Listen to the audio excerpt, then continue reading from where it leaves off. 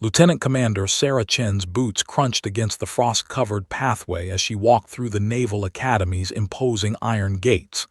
The January wind cut through Annapolis like a blade, but she barely noticed.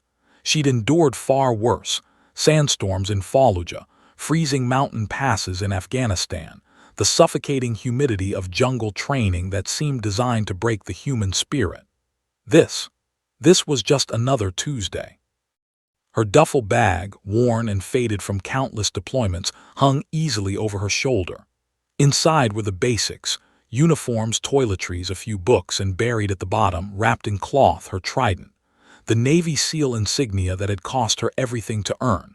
She never wore it casually, never flaunted it. The pin meant something. It represented teammates who'd bled beside her, friends who'd never made it home, and a version of herself that had been forged in fire. The administration building loomed ahead, all colonial brick and tradition. Sarah had been here once before, years ago, as a wide-eyed plebe who dreamed of serving her country.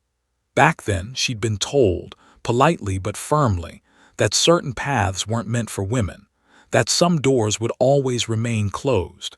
She'd proven them wrong in every way that mattered. Inside, the commandant's office smelled of old wood and coffee. Captain Richard Harrison stood as she entered, his handshake firm and professional. "Lieutenant Commander Chen, welcome aboard. Your reputation precedes you." Sarah nodded but said nothing. She'd learned long ago that reputation was a double-edged sword in the military. Some people respected combat experience. Others resented it, especially when it came packaged in a 5'4" frame that didn't match their mental image of a warrior.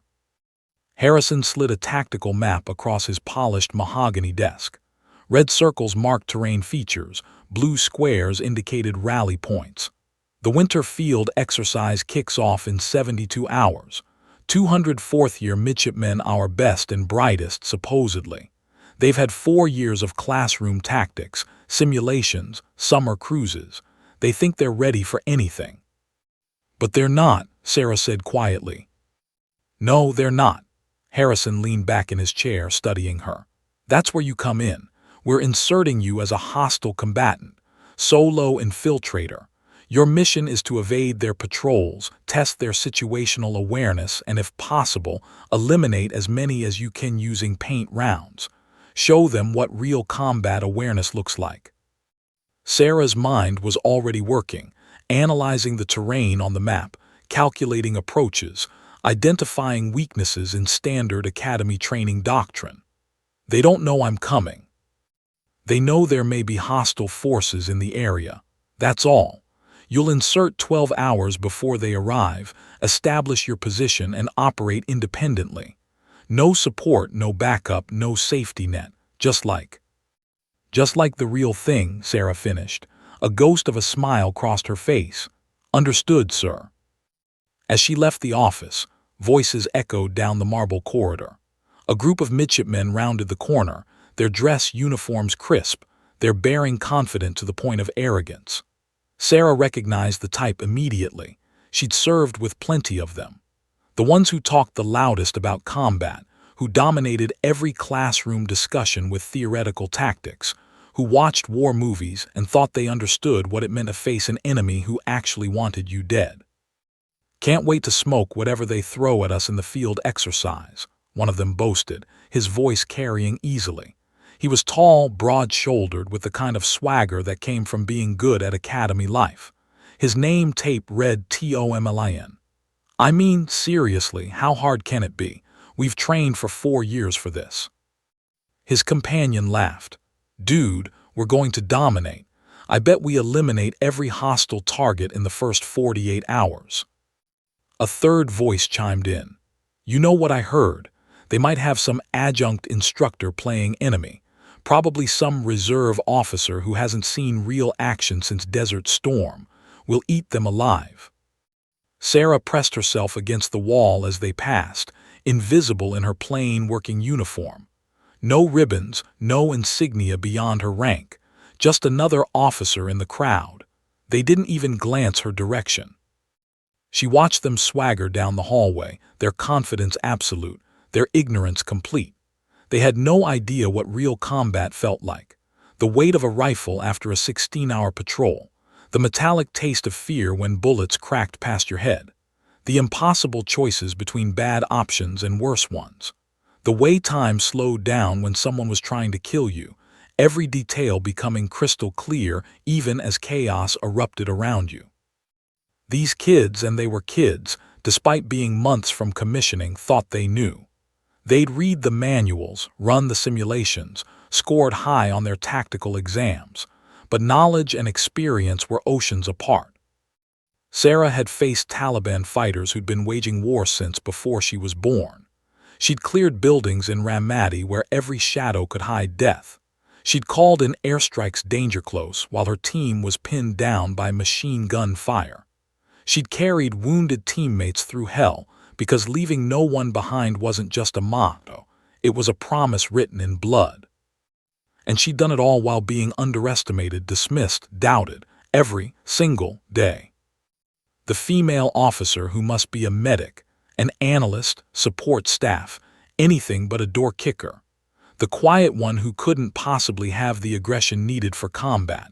The small-framed warrior who looked like a stiff wind might blow her over. She'd heard it all, proved it all wrong. As Tomlin's group disappeared around the corner, still laughing and joking, Sarah felt that familiar sensation settling into her bones. The calm before action. The focused clarity that came before an operation. These cadets were about to learn a lesson no classroom could teach. In 72 hours, the winter wilderness of Virginia would become their instructor, and Sarah Chen would be the final exam they never saw coming. She adjusted her duffel bag and headed toward her assigned quarters, already planning her approach vectors, rally points, and extraction routes. Muscle memory from 100 real-world operations kicked in automatically. The commandant wanted her to test their awareness. She'd do more than that.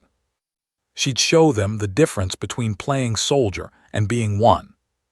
The wind picked up outside, rattling windows and sending dead leaves skittering across the courtyard. Somewhere in the distance, a bell tolled the hour. Time to go to work. The pre-dawn darkness felt alive as Sarah moved through the Virginia wilderness like a shadow given purpose. She'd inserted exactly 12 hours earlier, dropped off by an unmarked vehicle 15 miles from the designated training area. No fanfare, no support team, no communication beyond a single encrypted radio for emergencies only. Just her, the forest, and a mission that felt more familiar than it should. Her ruck weighed 40 pounds, light by SEAL standards but packed with everything she needed. Night vision goggles, thermal imaging monocular, paint-round pistol and carbine, water, rations, camouflage netting, and various tools of the trade she'd accumulated over 3 combat deployments. Every item had been selected with precision, every ounce justified. The terrain was mixed hardwood forest with rolling hills, rocky outcrops, and a few frozen streams cutting through the landscape. Good defensive ground if you knew how to use it. Terrible if you didn't. Sarah had spent the first 6 hours conducting reconnaissance, identifying likely positions where the cadets would establish their base camp, mapping patrol routes they'd probably use, finding the high ground that would give her observation and fields of fire. By the time she heard the distant rumble of trucks on the access road, she'd already prepared 3 separate hide sites, cached supplies at 2 locations, and identified at least a dozen tactical errors the cadets would likely make based on standard academy doctrine. The training manuals they studied were good, solid fundamentals, but they were also predictable, and predictability in combat was a death sentence. Through her binoculars, Sarah watched the convoy arrive. 200 midshipmen spilled out of the trucks like ants from a disturbed hill, their voices carrying across the valley. Too loud. Way too loud. In a real combat zone, that noise would have brought mortar fire raining down within minutes. She settled into her primary observation post, a dense thicket on a hillside overlooking their assembly area, and watched the organized chaos unfold below. Squad leaders barked orders, cadets scrambled to unload equipment, and slowly, painfully, they began establishing a perimeter. First squad, take the northern approaches. Second squad, you've got east. Move with purpose, people. The voice belonged to Tomlin, she realized. He'd been assigned as one of the company tactical officers. He moved with authority, gesturing broadly, clearly in his element. But Sarah saw what he didn't. The sentries they posted were spaced at predictable intervals, exactly by the book, which meant exactly where an enemy would expect them. Their patrol routes followed the obvious paths, clearings and established trails rather than the difficult terrain that would actually provide security. They positioned their command post in the geographic center of their perimeter, which made administrative sense but created a single point of failure. Worst of all, they were confident. She could see it in their body language, hear it in their casual banter as they set up fighting positions. "This is going to be a cakewalk," one cadet said to another, their voices drifting up to Sarah's position. "I know, right? I mean, what are they going to do? Send some washed-up instructor to play hide and seek? We've got 200 bodies, organized patrol schedules, and every advantage. Whatever they throw at us, we'll handle it." Sarah made notes in her waterproof notebook, documenting each error with clinical precision. This would all go into her after-action report, but more importantly, it would inform her tactical approach. As darkness fell on the first day, she watched them rotate sentries. The changing of the guard happened precisely on the hour, another predictable pattern. The outgoing sentries were tired, ready to be done. The incoming ones were fresh but still adjusting to the darkness, their night vision not yet adapted. That 60-second window of vulnerability repeated every single hour. Amateur mistake number 17. Sarah spent that first night simply observing, mapping their patterns, understanding their rhythms. She noted which squad leaders were competent and which were just loud. She identified the weak points in their perimeter, a ravine on the western side they dismissed as too difficult to approach, a rocky area to the south where their sentries couldn't see around the boulders. She also noticed something else. The few female midshipmen in the company were being given support roles, communications, logistics, medical. Not a single woman was assigned to a tactical leadership position or combat patrol. Old habits died hard, apparently, even at the Naval Academy. On the second day, she moved closer. The cadets conducted training exercises, squad tactics, patrol formations, react-to-contact drills. They were technically proficient, she'd give them that. They knew the mechanics, but they performed them like students taking a test, not like warriors preparing for battle. There was no urgency, no edge, no real understanding that in combat, second place means body bags. As afternoon faded to evening, Sarah finalized her plan. She'd hit them tonight, during the 2:30 sentry rotation. The darkest hour, when human alertness naturally bottomed out, when even well-trained soldiers struggled against the weight of fatigue and routine. She checked her pain-tround weapons one final time. The pistol held 15 rounds, the carbine 30. Each round was filled with bright orange paint that would mark a kill unmistakably. In real combat, she'd carried live ammunition, 56mm rounds that could end a life in a fraction of a second.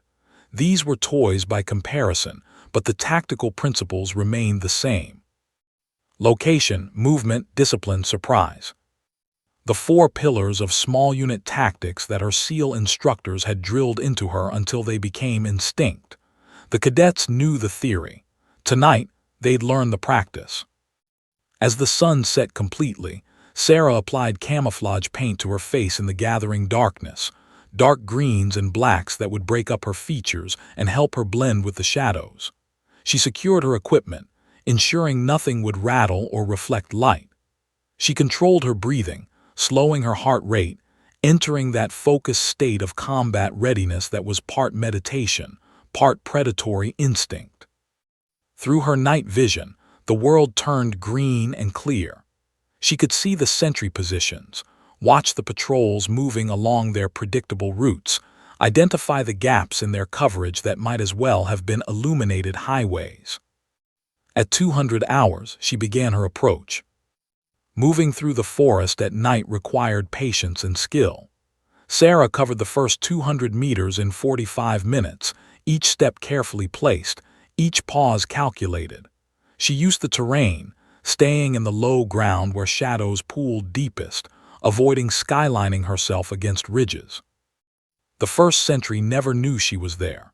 He was 19, maybe 20, trying hard to stay alert but fighting the natural exhaustion of a long day. His sector of fire pointed outward, away from camp at textbook positioning, but it meant his back was to the interior. Sarah approached from the flank, using a boulder for concealment until she was within 15 feet. One paint round to the center mass.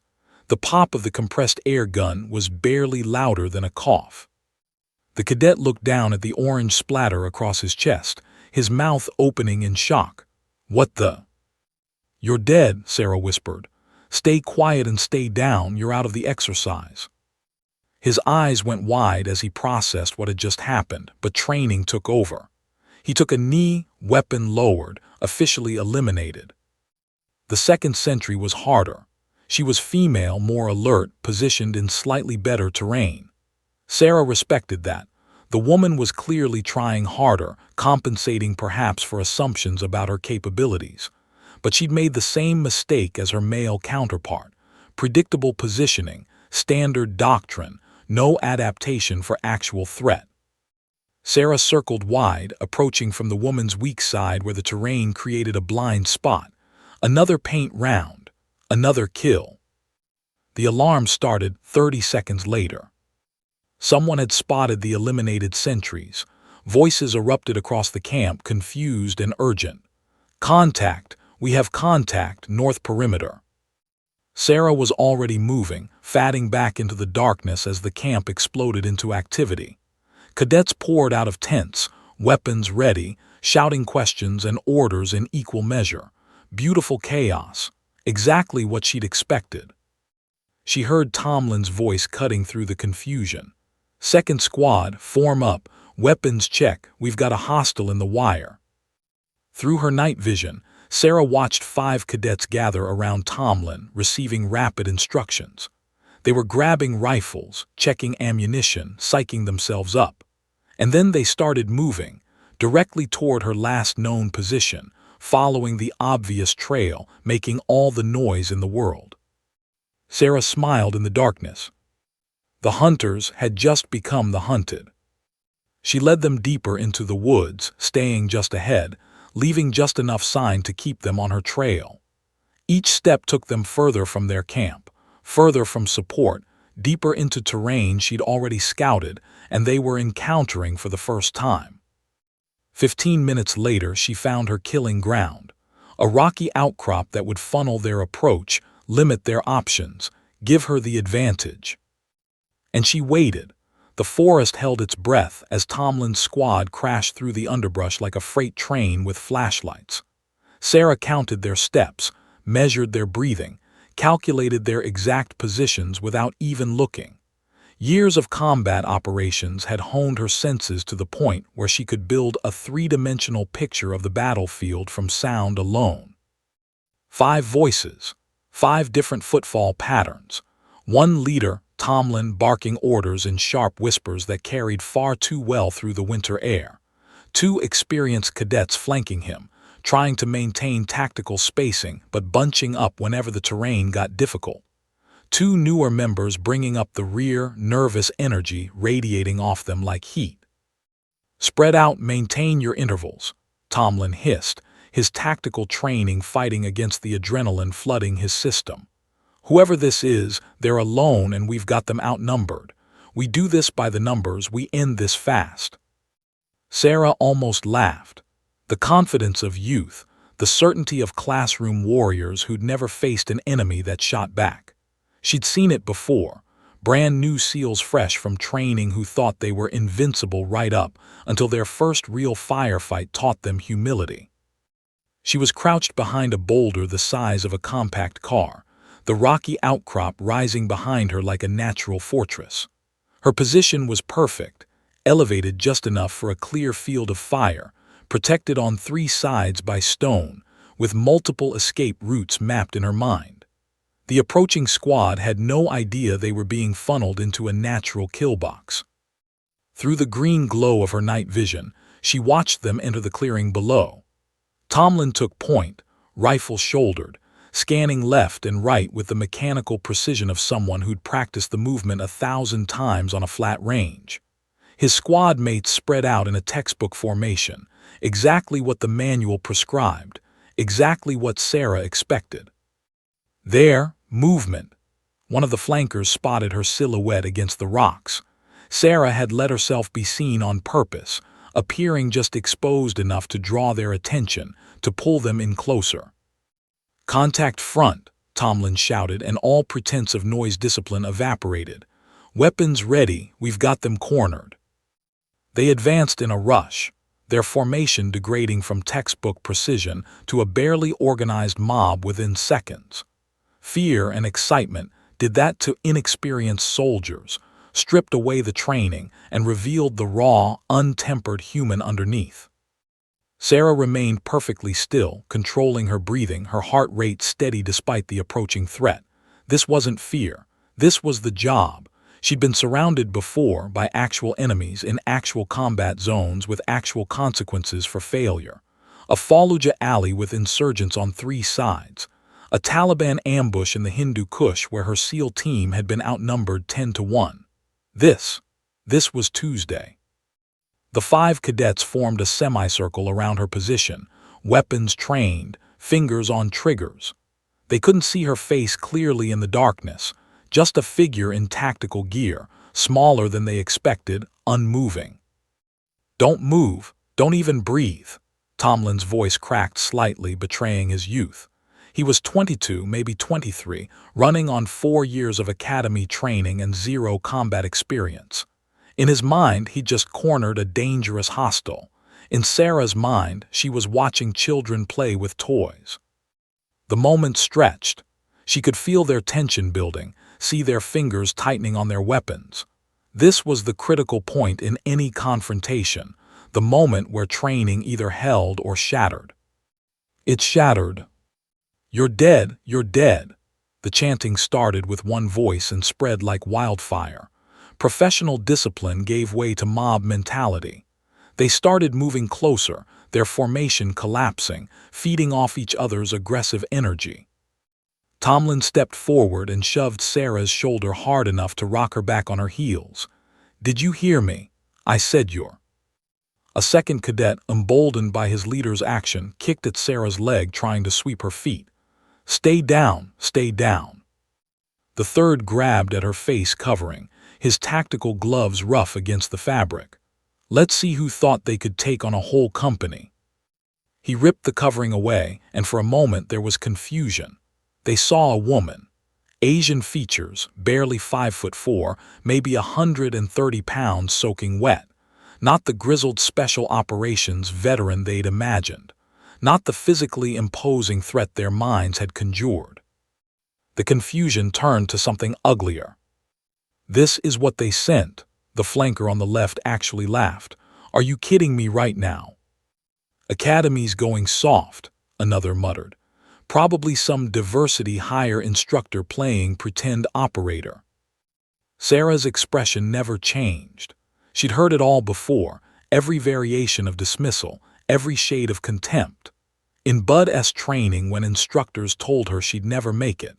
During Hell Week when her boat crew blamed her for their suffering. On her first deployment when senior enlisted acted like she'd bought her trident from a gift shop instead of earning it in blood and salt water.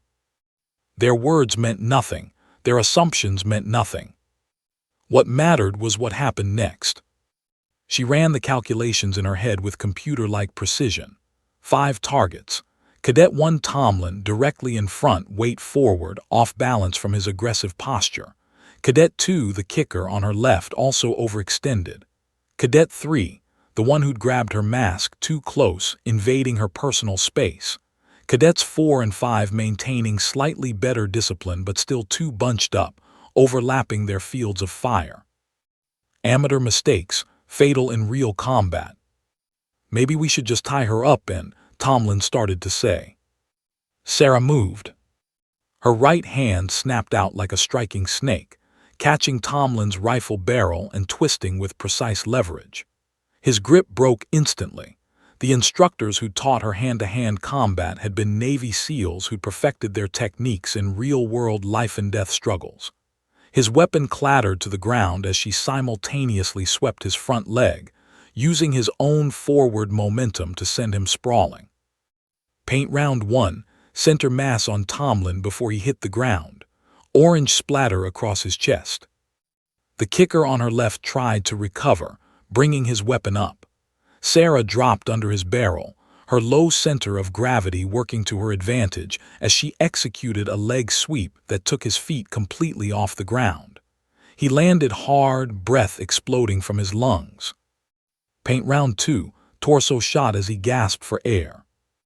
Cadet 3, the one who'd grabbed her mask, was still processing what was happening when Sarah rolled backward, using the momentum to create space.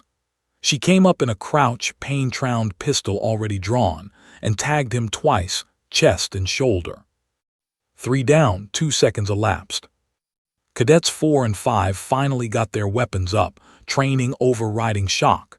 They were better than the others. Sarah could see it in their movement, their spacing, their trigger discipline. These two had actually paid attention during close-quarters combat drills. Not that it mattered. Sarah used Cadet 3's falling body as cover, circling left while staying low. Cadet 4 tracked her movement but hesitated. The rules of engagement said don't fire if you might hit a friendly. That hesitation cost him everything. Sarah popped up between the bodies of the downed cadets and fired. Paint round 4 headshot. In real combat, that would have been instant death. Cadet 5 was the smartest of the bunch. Instead of trying to track Sarah's rapid movement, he'd stepped back, created distance, and was aiming at the point where she'd have to emerge to get a shot on him. Good tactical thinking, but he'd forgotten to check his 6. Sarah had already flanked him, moving through his blind spot while he focused on where he thought she'd be. She came up behind him, tapped his shoulder to announce her presence, a courtesy these cadets hadn't shown her, and when he spun around, she fired point-blank. Paint round 5, center mass. 15 seconds, 5 kills, 0 paint on her own uniform. The forest went silent except for the heavy breathing of 5 cadets sprawled across the forest floor, orange paint marking them as casualties. Sarah stood in the center of them, her pain-tround pistol still raised, eyes scanning for additional threats even though she knew there were none. Old habits from real combat. Always assume there's one more hostile, always clear your corners, always expect the unexpected. Slowly she lowered her weapon and keyed the radio on her shoulder. Her voice was calm, almost conversational. Exercise control, this is hostile 1. I have 5 confirmed eliminations at grid November Sierra 473281, requesting exercise supervisors to collect casualties. Hostile 1 control copies, good work, supervisors en route. Sarah looked down at Tomlin, who was staring up at her with an expression somewhere between shock and horror. His whole worldview had just been shattered in the span of a heartbeat. In a real combat zone, she said quietly, each word landing like a hammer, you'd all be dead right now. Not paint dead, actually dead. Your families would get folded flags and your names would go on a memorial wall somewhere. And the mission you were supposed to accomplish failed. The teammates counting on you, abandoned. Everything you think you know about combat, useless. She paused, letting that sink in. Your first mistake was assuming you had the advantage. Your second was getting aggressive instead of staying professional. Your third was letting your assumptions about who I am cloud your tactical judgment. Tomlin's eyes went wide with recognition. Wait, your voice, Lieutenant Commander Chen. The realization spread through the group like falling dominoes. Their instructor, the quiet officer who never talked about her background, the woman they'd passed in the hallways without a second glance. "Oh God," one of them whispered. Sarah didn't smile, didn't gloat, didn't show any satisfaction. This wasn't personal. This was teaching. "The after-action review is going to be very interesting," she said. "I suggest you use this time to think about what you learned." She faded back into the darkness, leaving 5 cadets lying in the dirt, their confidence shattered, their assumptions destroyed. The real education was just beginning. The paint on their uniforms was still wet when the magnitude of their failure truly began to sink in. Tomlin sat up slowly, orange splatter across his chest like a neon sign broadcasting his incompetence. Around him, his squad mates were doing the same, sitting in the dirt, weapons lowered. The aggressive confidence from 5 minutes ago completely evaporated. "Did that just happen?" Cadet Marcus Webb, the one who'd kicked at her, spoke first. His voice sounded hollow, distant. "Did we just get absolutely destroyed by our instructor?" "Not just any instructor," said Cadet Jennifer Hayes, the flanker who'd laughed about the academy going soft.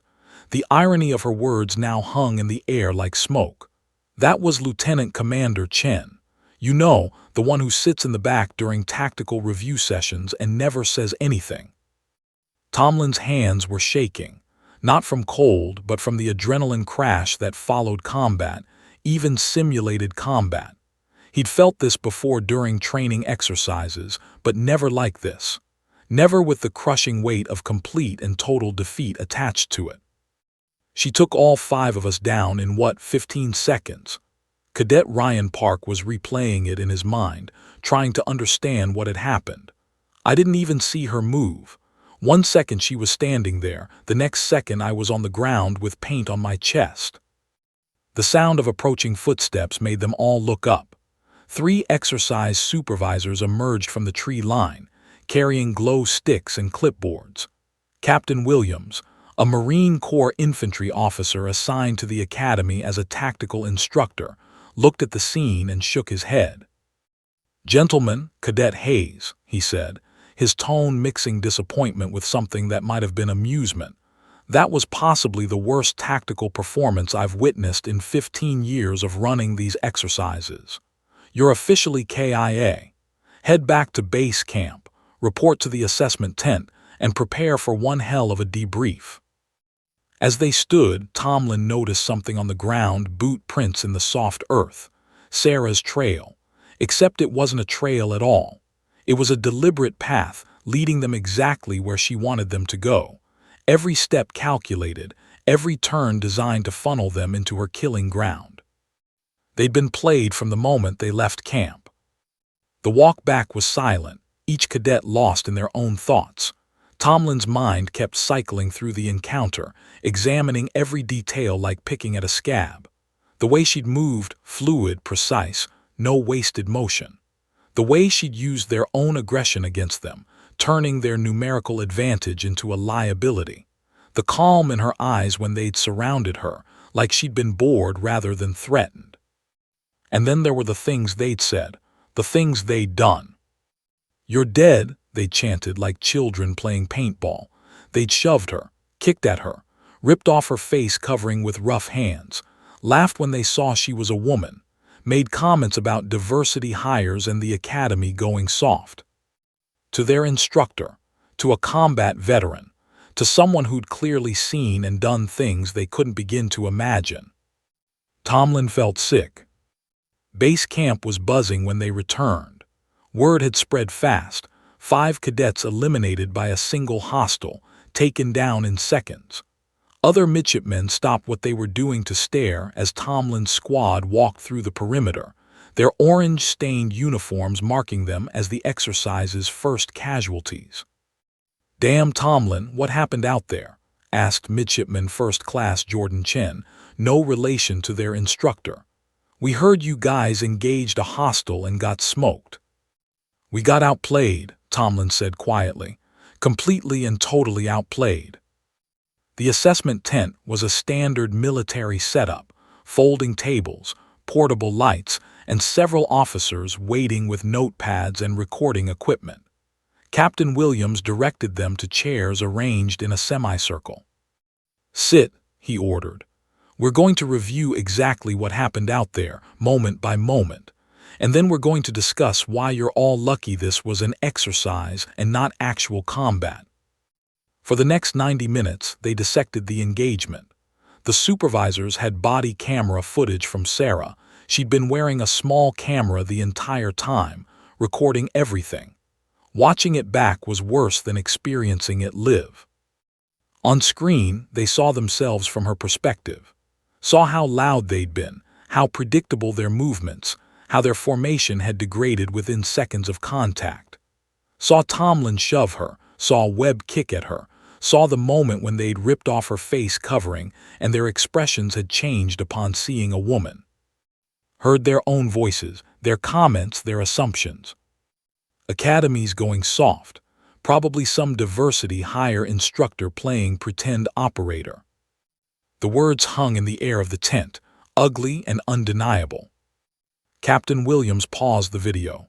"Cadet Hayes, would you like to explain that comment?" Hayes stared at her boots. "No excuse, sir. It was unprofessional and completely out of line." "It was more than unprofessional," Williams said, his voice cutting. "It was tactically stupid. You let assumptions about gender cloud your judgment and underestimated a legitimate threat. In real combat, that kind of thinking gets people killed." He resumed the video. They watched Sarah move, a blur of controlled violence that looked more like a choreographed dance than a fight. Every motion had purpose. Every strike was precise. She never wasted energy, never hesitated, never showed doubt.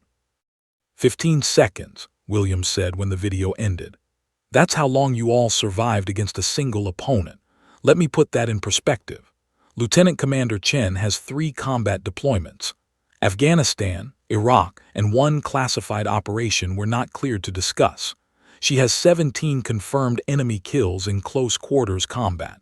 She's received the Bronze Star with Valor for actions under fire and the Purple Heart for wounds received in combat."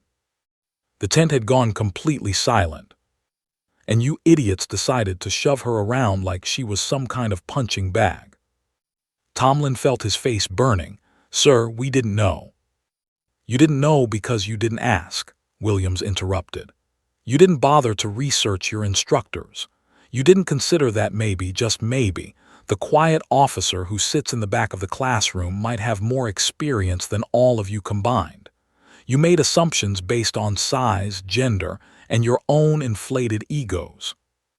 He let that sink in before continuing. "Here's what happens next. This entire incident is being documented and will be reviewed by a formal board. The physical aggression you displayed, shoving, kicking, grabbing, violated exercise rules of engagement and could be considered conduct unbecoming. At minimum, you're looking at formal reprimands. At maximum." He didn't finish the sentence. He didn't have to. Expulsion hung in the air like a guillotine. "Get out of my sight," Williams finally said. "Confinement to barracks pending board review. Dismissed." They filed out into the cold night air, the weight of potential expulsion crushing down on them. Tomlin's entire future, commissioning, naval aviation, the career he'd dreamed about since he was 8 years old, suddenly hung by a thread. "We're screwed," Webb said once they were out of earshot. "We're completely screwed." "We deserve it," Hayes replied, her voice tight. "Did you see her service record? 17 kills, Bronze Star, Purple Heart, and we treated her like she was nothing." Tomlin thought about his parents, about how proud they'd been when he got accepted to the academy, about his little sister who looked up to him, who wore his midshipman cover whenever she visited, about the oath he'd sworn to become an officer of character. He'd failed every single one of them tonight. Back in the woods, Sarah was repositioning to a new hide site, already planning her next infiltration. But part of her mind was on those 5 cadets, wondering what would become of them.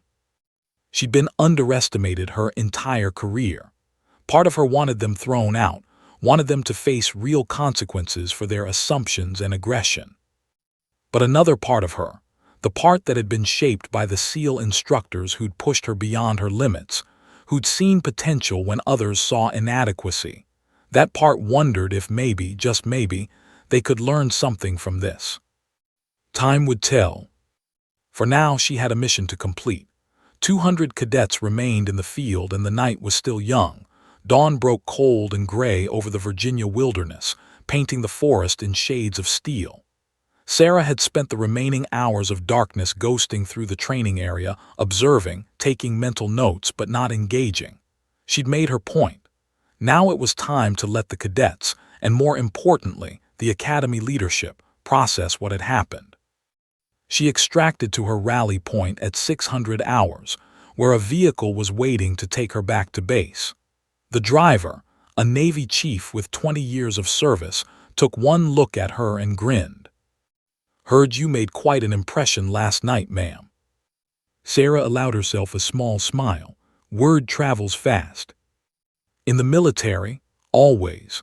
Scuttlebutt says you took down 5 cadets in 15 seconds flat.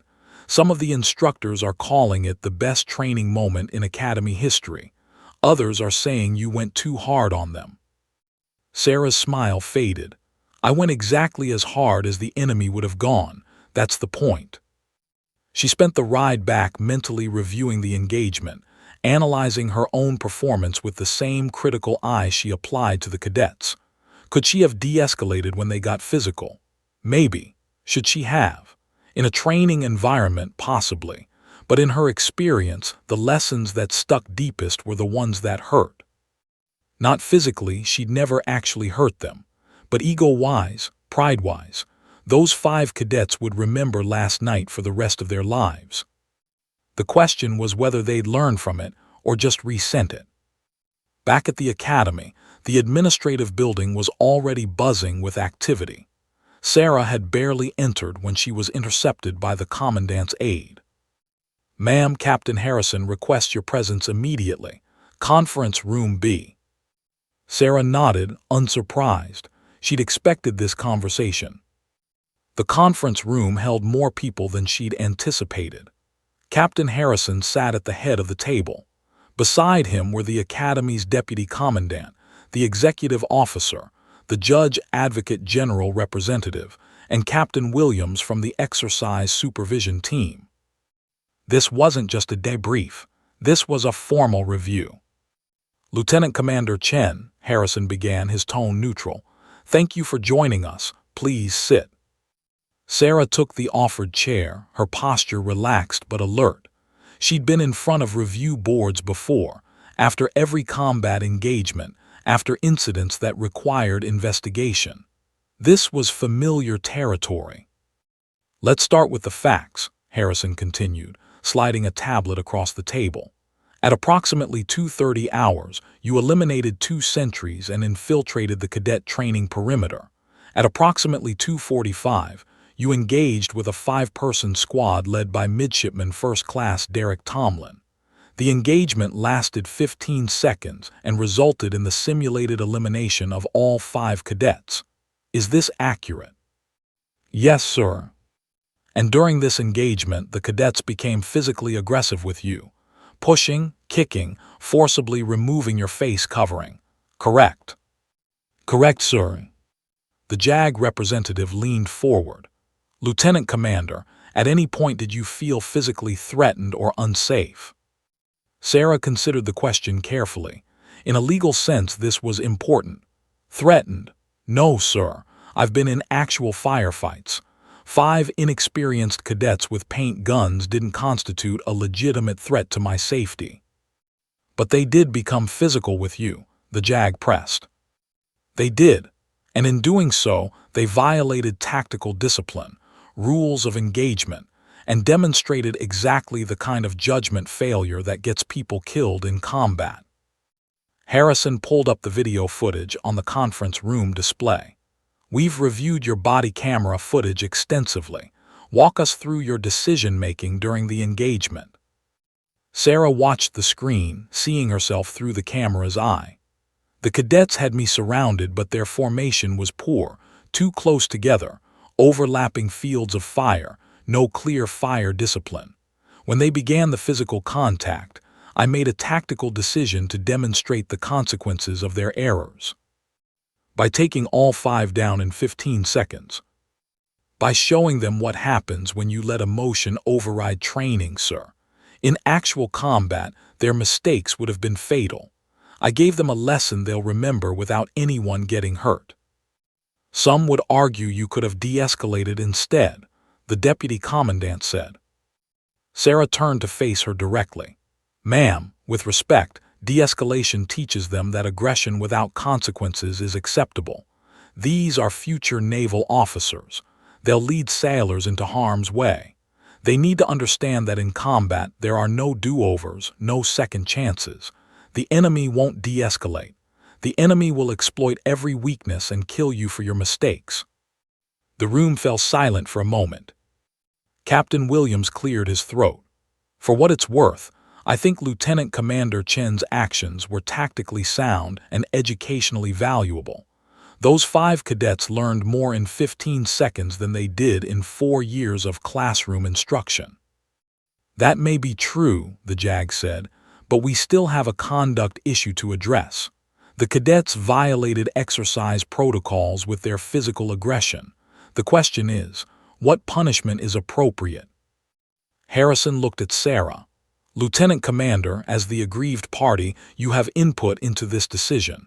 What outcome would you recommend? Every eye in the room turned to her. This was the moment that would define not just what happened to those 5 cadets, but how the academy approached similar situations in the future. Sarah thought about her own journey, about the SEAL instructors who could have washed her out during Bud S but instead pushed her harder, about the team leader in Ramadi who'd given her a second chance after she froze during her first firefight, about the Master Chief who'd told her, leadership means building people up, especially when they fail you. I don't want them expelled, she said finally. The room erupted in surprised murmurs. You don't, Harrison's eyebrows rose. No, sir, expulsion is the easy answer. It removes the problem but doesn't solve it. These cadets made mistakes based on assumptions and inadequate training. That's a fixable problem. What do you propose instead? The deputy commandant asked. Sarah leaned forward, her voice steady and certain. I want permission to train them. 8 weeks, intensive tactical instruction, not as punishment as education. Let me show them what right looks like. Bring in other combat veterans, especially women, to demonstrate that warriors come in all forms. Make them understand that the uniform and the mission are what matter, not their preconceptions. The JAG frowned. That's quite generous given how they treated you. It's not generous, sir. It's practical.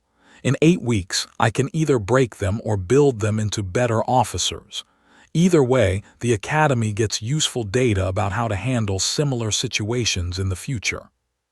Harrison sat back, studying her. You understand this will be controversial. Some will say you're being too soft. Others will say you're perpetuating a harmful power dynamic by forcing them to train under someone they disrespected. Let them say what they want, sir. I'm not proposing this to make friends or avoid controversy. I'm proposing it because I believe these 5 cadets can learn from their mistakes and become better officers. And because the fleet doesn't need fewer leaders, it needs better ones. The room fell silent as the officers exchanged glances. Finally, Harrison nodded slowly. Very well, Lieutenant Commander. You'll have your 8 weeks, but understand this will be documented. If this approach fails, if there are any further incidents, the consequences will be severe, for them and potentially for you. Understood, sir. Then let's make it official. Harrison pulled out a formal memo pad and began writing.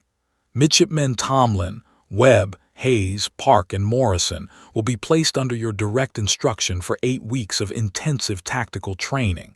You'll report weekly on their progress. At the end of the period, you'll provide a formal assessment of their readiness to commission. He signed the order and slid it across the table. Sarah picked it up, feeling the weight of what she just committed to. 8 weeks to transform 5 cadets who'd underestimated her, disrespected her, and violated basic military discipline. 8 weeks to prove that second chances weren't weakness, they were leadership. One more thing, Harrison added. This morning, you'll meet with the 5 cadets and inform them of their options. They can accept your training program, or they can face the formal review board and likely expulsion. The choice is theirs. Sarah stood, the order in her hand. When should I meet with them, sir? Harrison checked his watch. They're waiting outside right now. They've been there since 500, anticipating the worst. Then I won't keep them waiting any longer. She walked toward the door, her mind already shifting into instructor mode. This wasn't about revenge or proving a point anymore. This was about taking 5 broken cadets and rebuilding them into warriors. The hardest part wouldn't be the physical training or the tactical lessons. It would be teaching them to see past their assumptions and recognize that strength came in forms they'd never expected.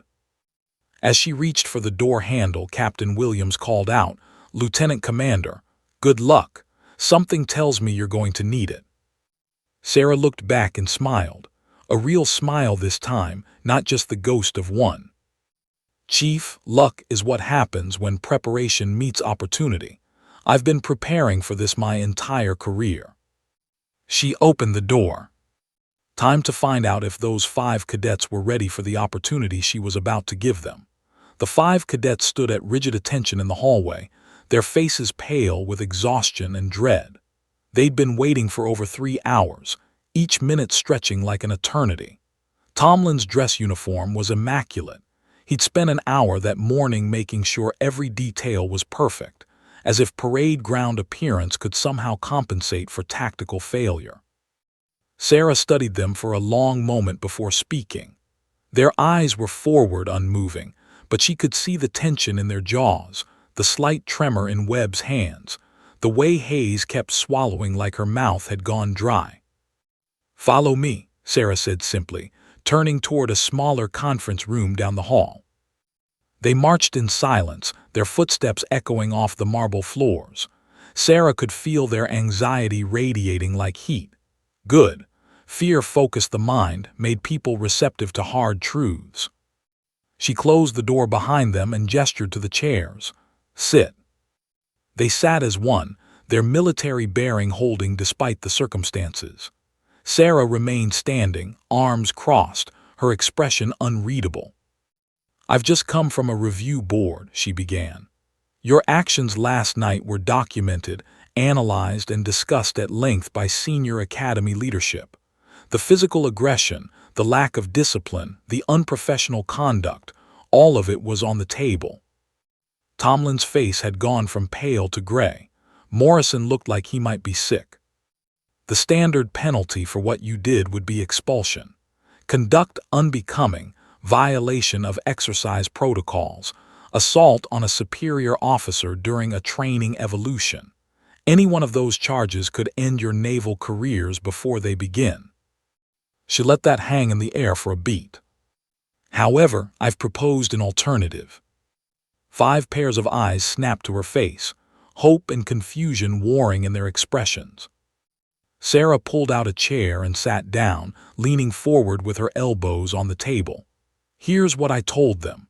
I said you made mistakes based on inadequate training and incorrect assumptions.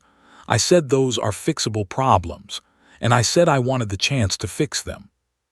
"Ma'am, I don't understand," Tomlin said carefully. 8 weeks, Sarah said. "You'll train directly under me. Intensive tactical instruction, physical conditioning, and most importantly, education about what combat actually means. At the end of those 8 weeks, I'll evaluate whether you're fit to commission as naval officers." "And if we're not," Park asked quietly, "then you'll face the review board and almost certainly be expelled. But here's the thing. This isn't just about you 5 anymore. This is about every cadet who comes after you, every future officer who will face similar assumptions and biases. You can either be examples of failure, or you can be proof that people can learn and grow." Hayes spoke up, her voice tight. Why would you do this for us, after what we did, what we said? Sarah's expression softened slightly. Because someone did it for me once. When I was in Bud S training, I had an instructor who could have washed me out a dozen times. I gave him plenty of reasons. I was slower than the men, weaker in absolute terms, different. But instead of cutting me loose, he pushed me harder, demanded more, believed I could become something better than I was. She stood and walked to the window, looking out over the academy grounds. I froze during my first real firefight in Ramadi, completely locked up when rounds started cracking past my head. My team leader could have pulled me from the rotation, sent me home, ended my career. Instead, he sat with me for 6 hours that night, talking through the fear, helping me understand it. The next firefight, I didn't freeze. She turned back to face them. Leadership isn't about punishing people for their failures. It's about building them up despite those failures. It's about seeing potential even when the person can't see it themselves. Tomlin stood slowly, coming to attention. "Ma'am, permission to speak freely." "Granted. We don't deserve this chance. We were disrespectful, unprofessional, and we let our biases cloud our judgment. Everything that happened out there was our fault." "You're right," Sarah said bluntly. "You don't deserve it, but deserve has nothing to do with it. The question is, are you willing to do the work? Are you willing to have every assumption you've ever made about combat, about leadership, about what makes a warrior challenged and potentially destroyed? Are you willing to be uncomfortable, to fail, to look stupid in front of your peers for 8 weeks straight?" She walked back to the table and placed both hands on its surface, leaning in. "Because I promise you this, the training will be harder than anything you've experienced. I will push you past every limit you think you have.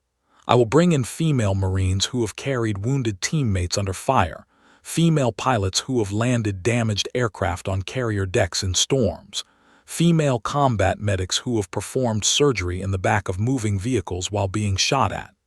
And every single one of them will make you question everything you thought you knew."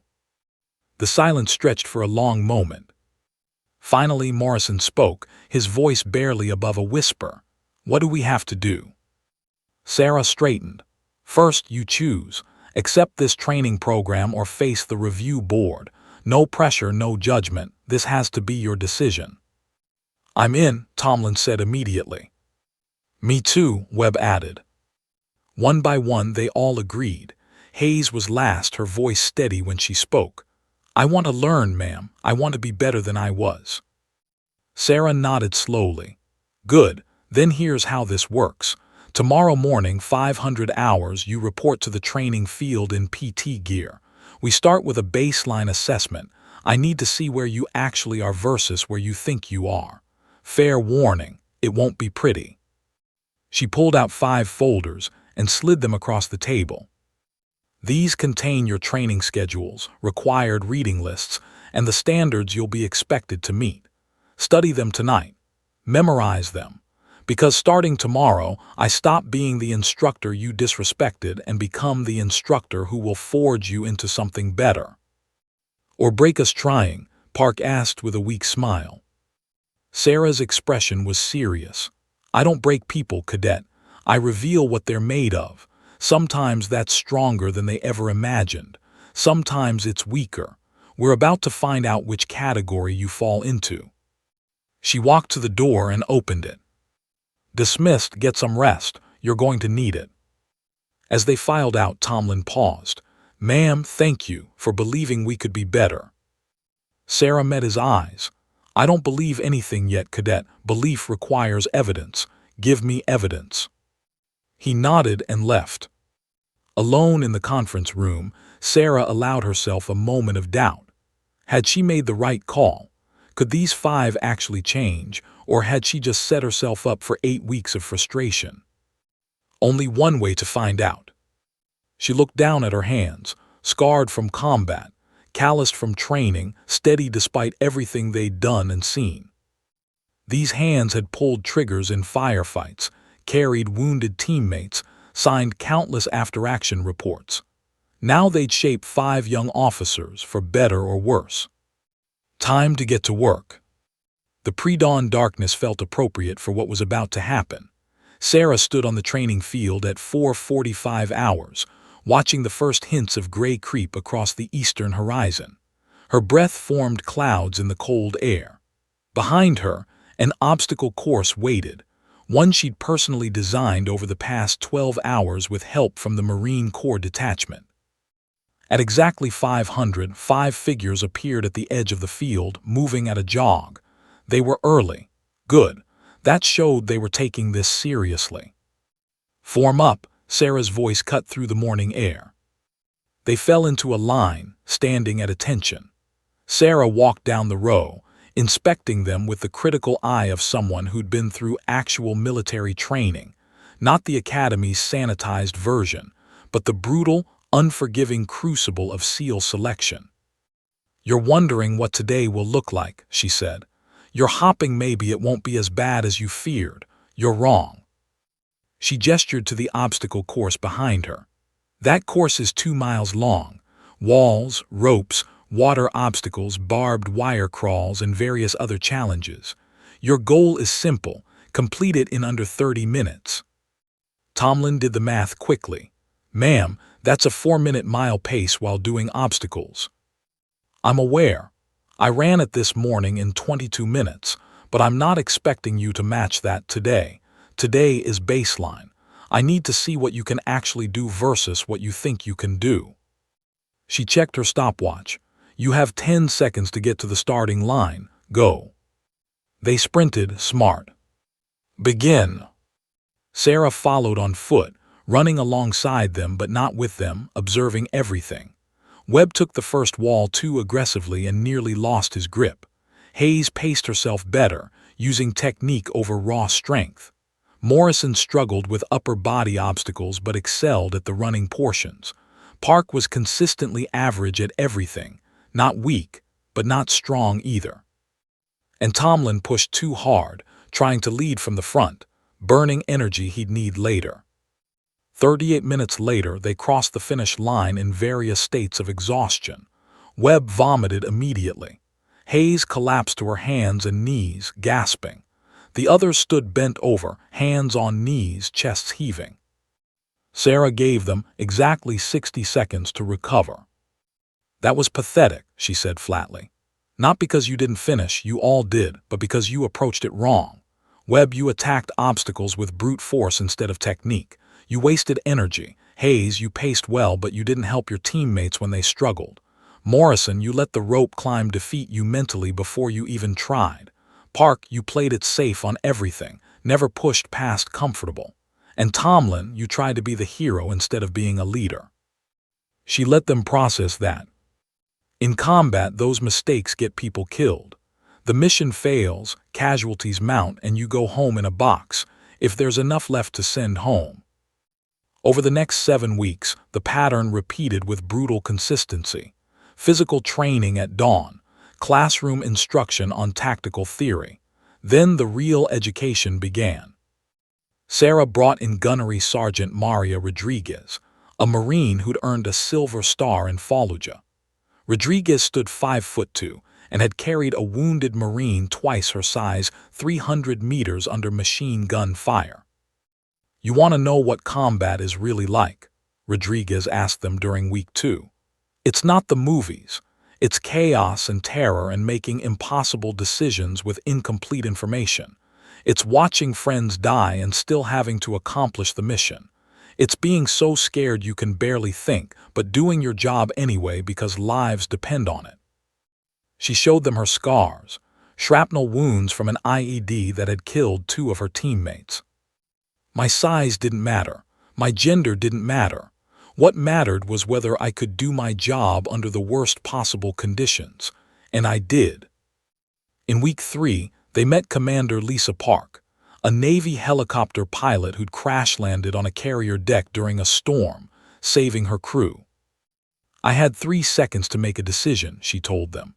"Eject and lose the aircraft or try to land and risk everyone on board. I chose to land. My co-pilot, male, 6'3", former college football player," he froze. "I made the call. We survived." Week 4, brought Senior Chief Sarah Martinez, a Navy corpsman who'd performed emergency surgery in the back of a Humvee while taking fire. "You think medicine is about steady hands in a sterile environment," she laughed bitterly. "Try doing a thoracotomy with a folding knife while someone's shooting at you and your patient is bleeding out. Gender doesn't matter when you're trying to keep someone's heart beating." Each story, each veteran, chipped away at the assumptions the cadets had built over years of media conditioning and cultural bias. But Sarah knew stories weren't enough. They needed to experience failure, to be pushed past breaking points, to discover their own limits. In week 5, she took them to the rappelling tower at midnight. "Afraid of heights?" she asked Morrison, who turned slightly green. "Yes, ma'am." "Good, fear as information, use it." She sent him down first. He made it halfway before panic set in, freezing on the rope. Sarah rappelled down beside him, her voice calm.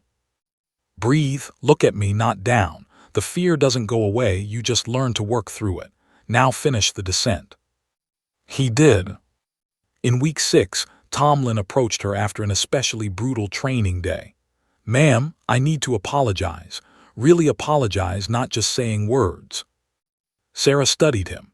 He'd lost weight, gained muscle, and somewhere along the way, lost the arrogant swagger he'd worn like armor. "Go ahead." "That night in the woods when we surrounded you, I've replayed it 1,000 times. The things we said, how we acted. It was inexcusable, but worse than that, it was ignorant. We didn't see a warrior. We didn't see an officer with experience we couldn't imagine. We saw," he struggled for words, "we saw what we expected to see instead of what was really there. And now I understand how dangerous that is. In combat, assumptions kill. You taught us that. But you also taught us something more important, that leadership means seeing potential in people even when they can't see it themselves. You could have ended our careers. Instead, you invested in us." Sarah nodded slowly. "Don't thank me yet, Cadet. We still have 2 weeks left, and the final evaluation will determine if this investment pays off." By week 8, the transformation was visible. They moved differently, more efficiently, more confidently. They worked as a team instead of individuals, and most importantly, they questioned their assumptions about everything. The final day arrived with unexpected warmth.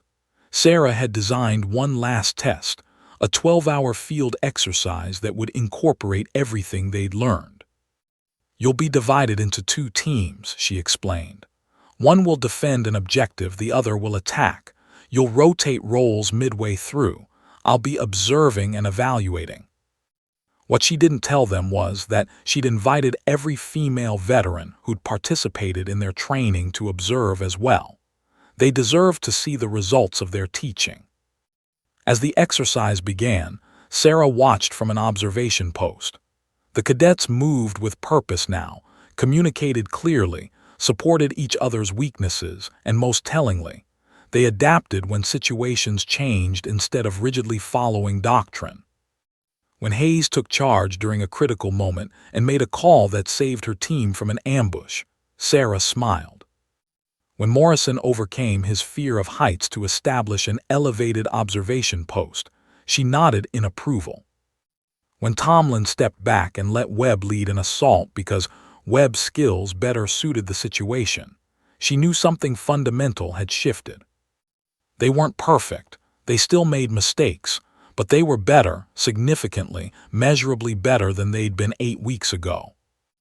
As the exercise ended and the cadets gathered for the final debrief, Sarah stood before them with the female veterans flanking her. 8 weeks ago, you were confident, arrogant, and dangerously ignorant. Today, you're still learning, still growing, but you're approaching it with humility and openness. That's the difference between a cadet and an officer. She pulled out 5 envelopes. "These are my evaluations. They'll determine whether you commission or face the review board. But before I give them to you, I want you to understand something. This was never about punishing you for your mistakes. It was about showing you that warriors come in every form, every size, every gender. The uniform doesn't care about your assumptions. The mission doesn't care about your biases, and the enemy sure as hell doesn't care about your expectations. She handed each cadet their envelope. You've earned the right to commission, all of you. Use what you've learned, be better leaders than you were cadets, and never ever let assumptions cloud your judgment again. May sunshine cast everything in gold as the graduating class assembled on the parade field. Families crowded the stands, cameras ready, pride radiating from every face. It was the moment these midshipmen had worked toward for 4 years, the culmination of late-night studying, early morning formations, and countless sacrifices. Sarah stood among the faculty in her dress-white uniform, her chest bearing the full array of her decorations for the first time at the academy. The Navy SEAL trident gleamed above her ribbons, bronze star with Valor device, Purple Heart, Navy Commendation Medal with Combat V, and others that told a story most of the audience could only imagine. She'd kept her service record quiet during her time at the academy, wearing only basic rank insignia. But today was different. Today, she wanted these graduating officers to see what dedication and sacrifice actually looked like. Around her, other faculty members noticed. Whispers rippled through the ranks. "Is that a trident? I didn't know Commander Chen was a SEAL. Look at those ribbons. She's got more combat decorations than half the instructors combined." Sarah ignored the murmurs, her attention focused on the ceremony. The commandant gave his address, speaking about honor, courage, and commitment, words that sounded different when you'd actually lived them versus just studied them.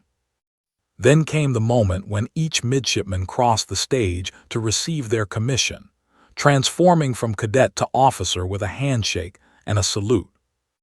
When Derek Tomlin's name was called, Sarah watched him walk across the stage with a bearing that had nothing to do with parade ground training and everything to do with hard-won humility. He looked different from the arrogant cadet she'd encountered 8 months ago, leaner, more focused, carrying himself with quiet confidence instead of loud bravado. Marcus Webb followed, then Jennifer Hayes, Ryan Park, and finally Christopher Morrison. Each had transformed in their own way. Each carried the lessons of 8 brutal weeks into their new roles as naval officers. After the ceremony, as families swarmed the field in celebration, Sarah remained at the edge of the crowd. She'd done her job. Time to fade into the background again. "Lieutenant Commander Chen." She turned to find Tomlin approaching with an older couple, clearly his parents, and a young girl who couldn't be more than 12. "Ma'am, I'd like to introduce my family. Mom, Dad, Katie. This is Lieutenant Commander Sarah Chen. She's the officer who saved my career." Tomlin's father extended his hand, his grip firm. "Our son told us what happened, how you gave him a second chance when he didn't deserve one." "He earned it," Sarah said simply. "I just provided the opportunity." "He also told us what you did," Tomlin's mother added, her eyes moving to the trident on Sarah's chest. "Your service, the things you accomplished. We can't thank you enough for not giving up on him." The young girl, Katie, was staring at Sarah's uniform with wide eyes. "Are you really a Navy SEAL? Like you fight bad guys and save people?" Sarah knelt down to Katie's level. "I was a Navy SEAL, yes. And yes, my job was to protect people and stop bad guys." "But you're a girl." "I am. My teacher said girls can't be Navy SEALs." Sarah smiled. "Your teacher was wrong.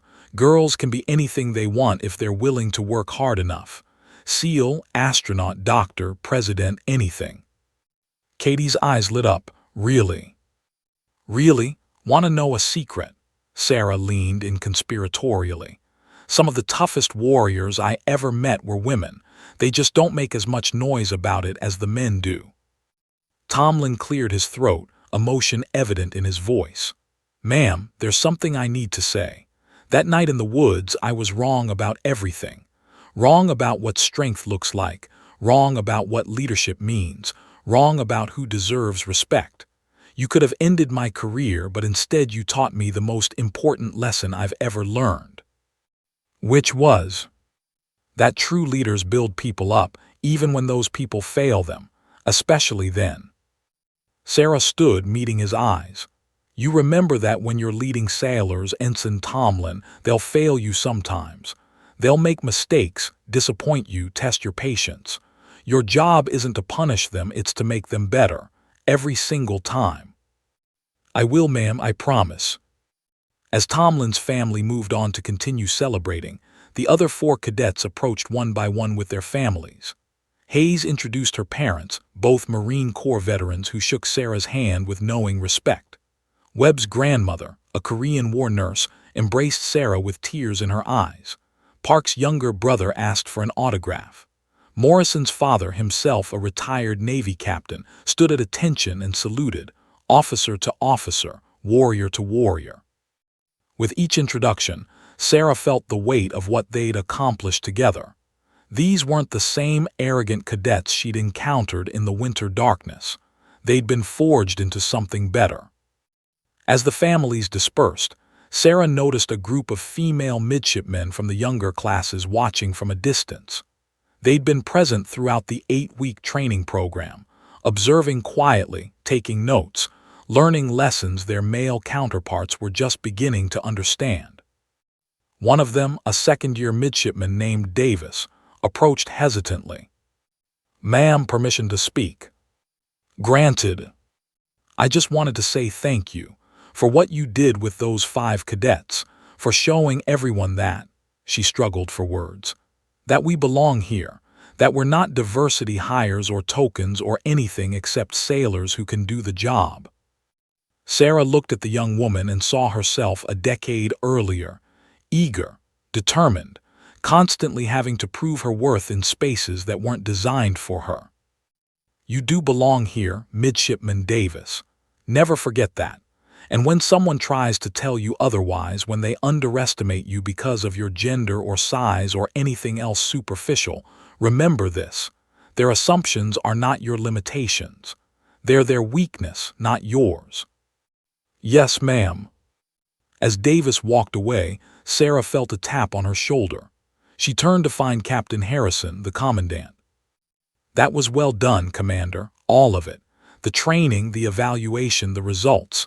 You proved something important here. What's that, sir? That second chances aren't weakness when they're given with purpose. That leadership isn't about punishment, it's about development. And that the best instructors aren't always the loudest or most decorated, but the ones who see potential where others see problems. He extended his hand. The Academy would like to offer you a permanent position on the tactical instruction staff.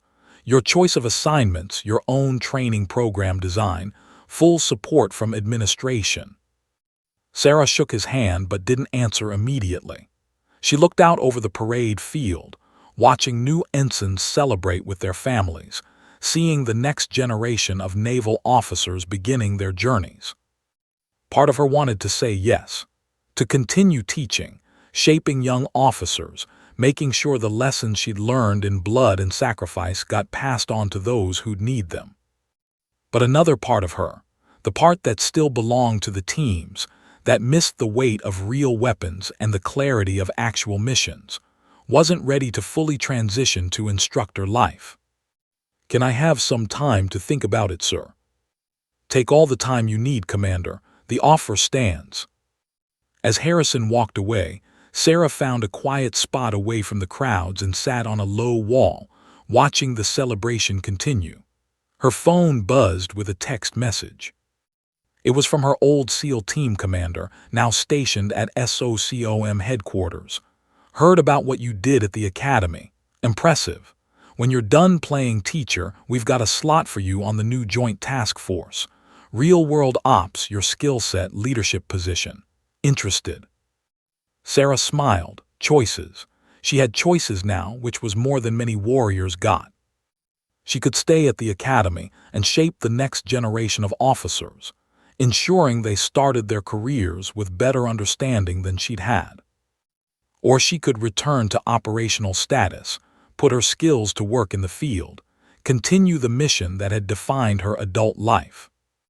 Both were honorable, both were needed, Both were worthy of her abilities. She looked down at her trident, the small gold pin that represented everything she'd sacrificed and everything she'd become. The answer would come.